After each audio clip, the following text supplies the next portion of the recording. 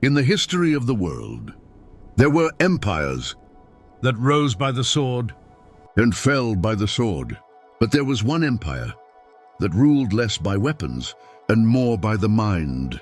It was not Rome, not the Mongols, not the Abbasid Caliphate. It was Britain, a small island that nature did not bless with gold.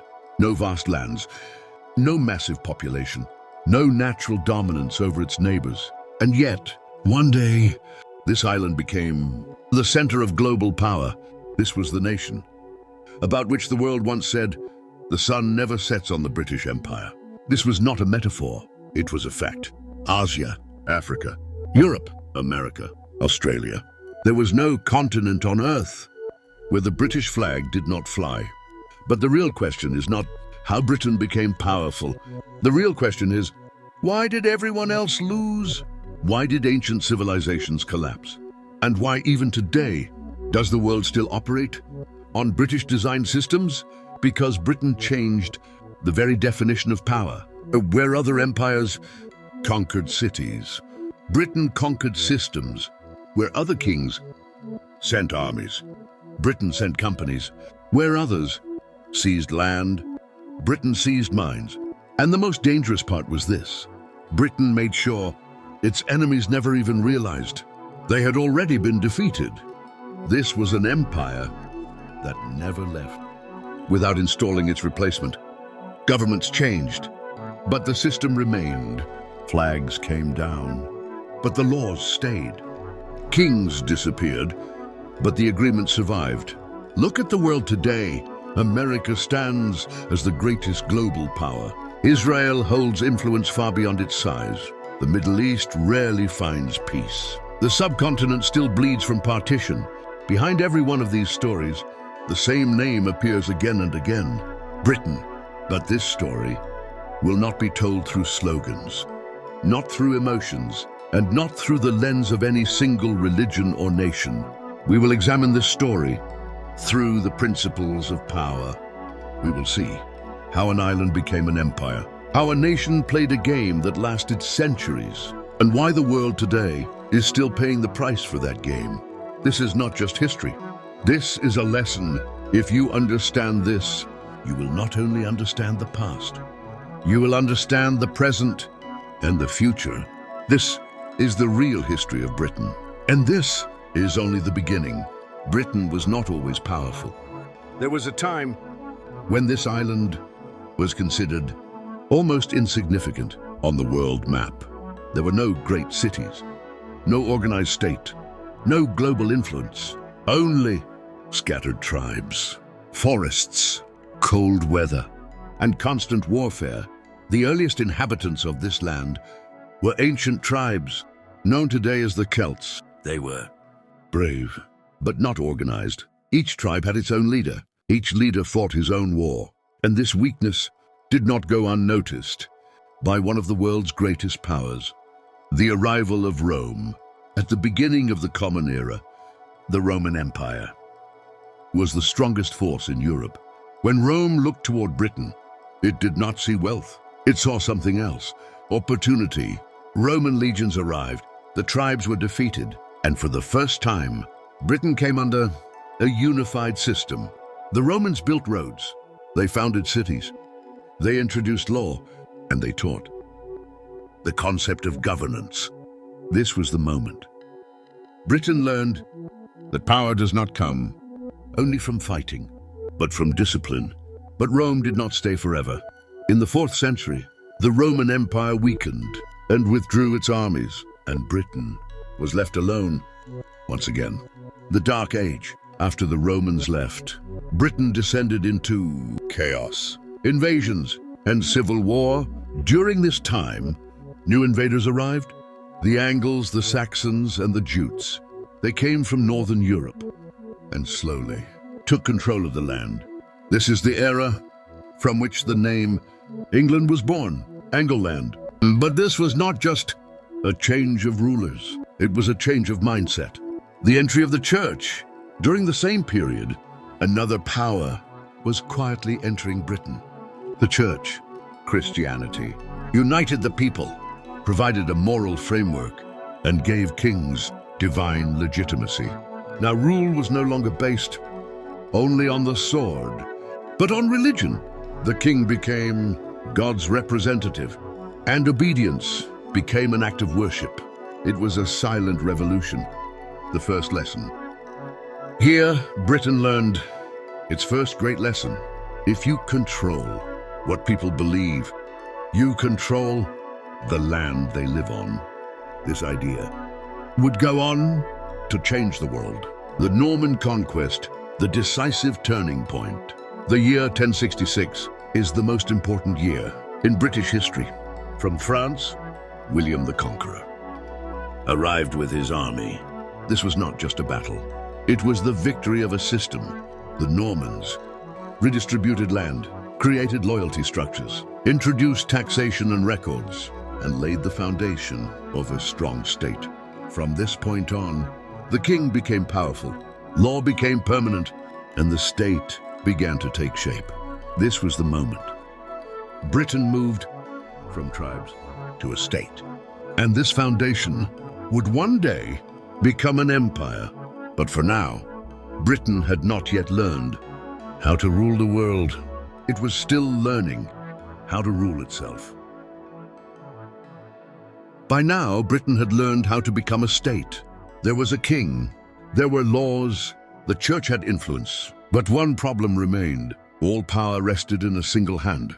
History tells us, when power is concentrated, it either breaks or must be shared. King versus people. In medieval England, the kings considered themselves above the law. Taxes, waging war, seizing land. Everything was at the king's whim.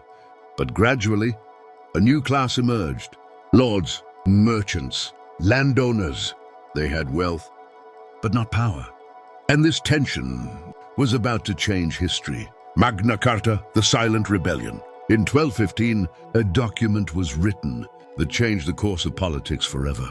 The Magna Carta, a simple piece of paper that for the first time placed the king under the law.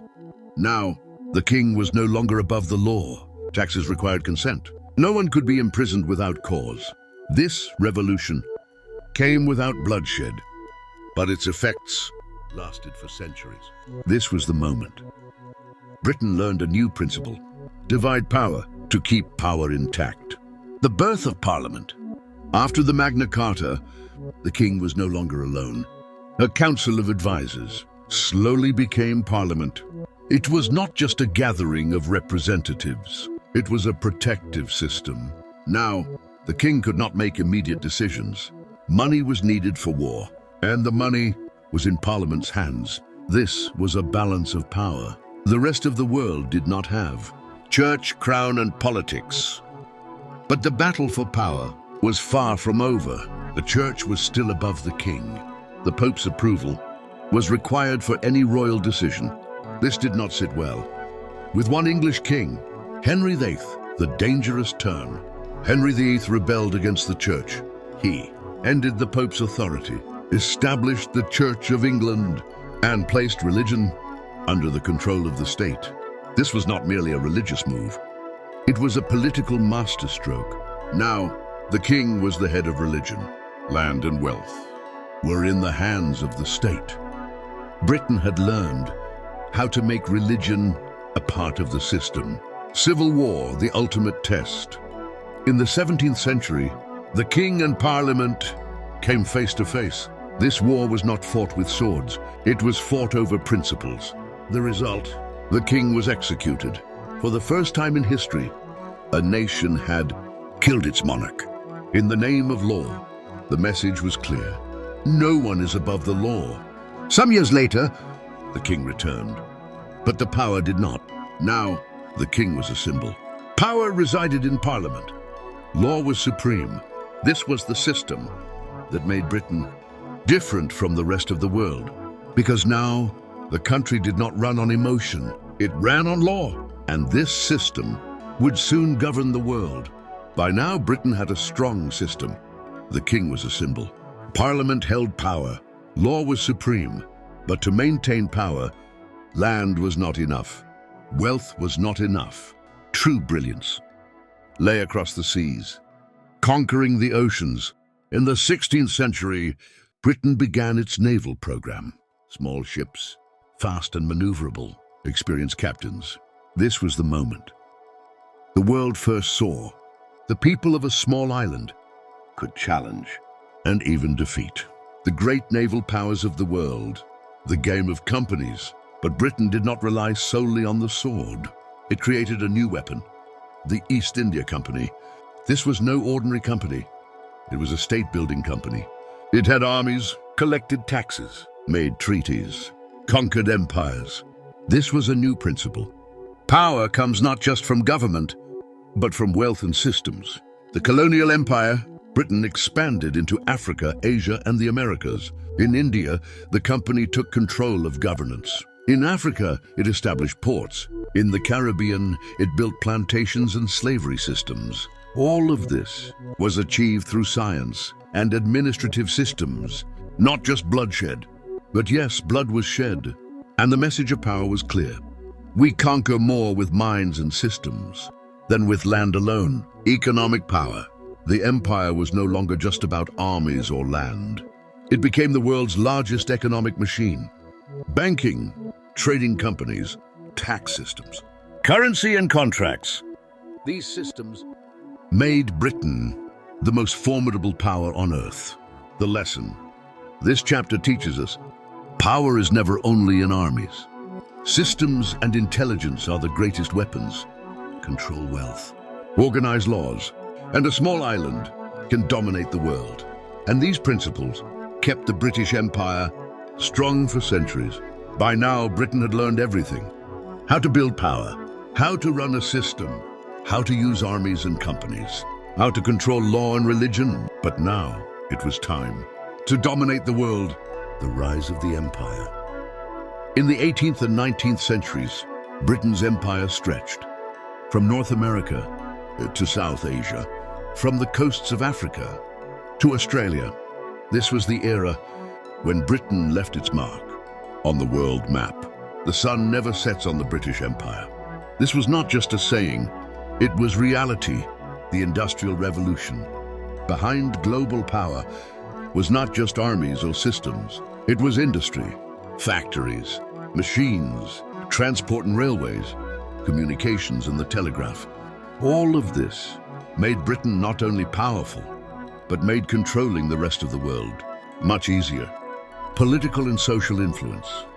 Britain's power was not confined to its own land.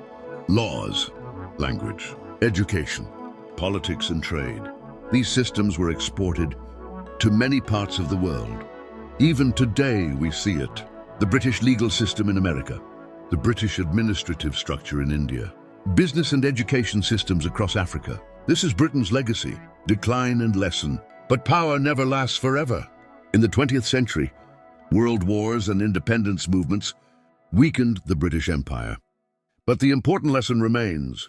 A small island with limited resources, but a strong system, legal principles, and smart use of power can change the world. Summary, Britain teaches us.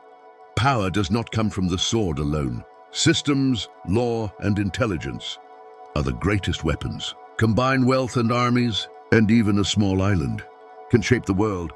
This is the story that still influences global politics, economics, and culture today.